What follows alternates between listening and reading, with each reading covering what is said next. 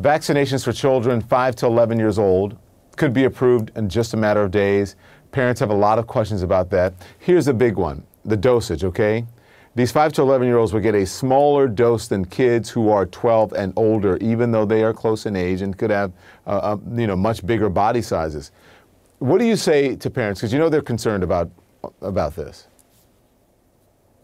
No, actually, I don't, Don, because you're going to have to make a cutoff some point. And the empiric cutoff was made at that age from 5 to 11. As you know, from 12 and older, the dose was the standard dose.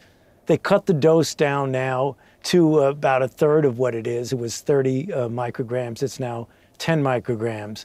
So I think that's a reasonable thing to do. If you were going to have to start measuring it like by body weight and things like that, it would really become too confusing. I don't really have any concern as a physician and as an immunologist knowing the kinds of things when you stimulate the immune system. I think we'll be okay. I think that was a prudent choice. Yeah, that was my next question. What about body mass or size or height and all of that? And you don't find that necessary? No, I don't think so, Don. I really don't. I think it would become too confusing if that were the case. I think this is a good way to have that cutoff. Okay, so listen, a recent Kaiser Family Foundation poll shows this, that only around a third of parents, 5 to 11-year-olds, will vaccinate their children as soon as it becomes available.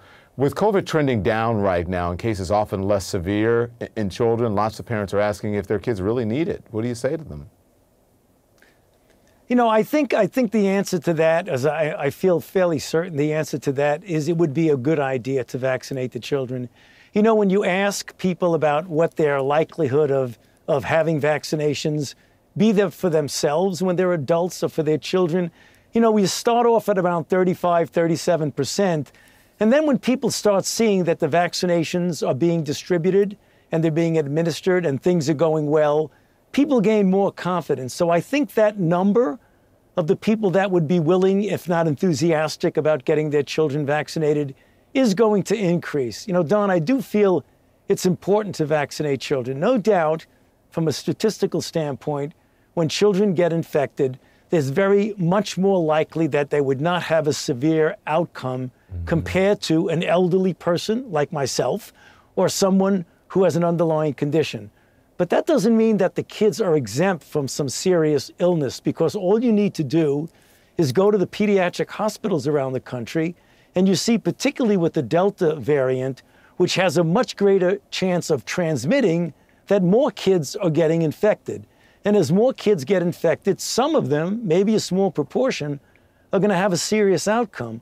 Also, you want to make sure that we don't have a situation where the children inadvertently and innocently, when they get infected, many of them without any symptoms, are spreading it within the family unit, which is something that recent studies indicate that might be the case. So there's a really good reason to have the children vaccinated, and that's the reason why we hope that we'll be able to answer the reasonable questions that parents would have. No doubt about that. They have good questions, and hopefully in the outreach we'll be able to adequately answer the questions of the parents.